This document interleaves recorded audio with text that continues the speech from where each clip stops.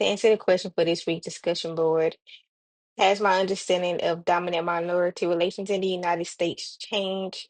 I would say yes, as I got a better understanding of what exactly happened to African Americans, Mexican Americans, and Native Americans, how African Americans became slaves, how they came about. For Native Americans, it had settlers come in and try to take their land, which they succeeded in. And the settlers brought diseases that they weren't used to, which dwindled their population. What I learned new from reading the chapter was about Mexican Americans. I didn't really know their history and their contributions to America. From what I learned, they began settling down in the so-called United States around the 1800s. And around that time, Anglo-Americans began settling in.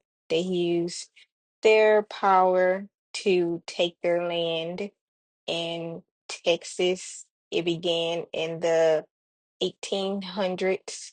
More specifically, by 1835, Anglo Americans outnumbered Mexicans. Also, the gold rush, many people moved to California to mine gold. This is also where Anglo Americans took over Mexicans' land. From the book, it states that they used their discrimination biases to change the laws written in Spanish and English to just English, as many Mexicans didn't know the language, which caused a lot of them to lose out on their land. And to answer the last question, did this change how I see American history? I would say no, because it's well known that the history of how America came about was built off of slaves taking Americans or Native Americans' land and Mexican Americans, and violence was used most of the time, I would say.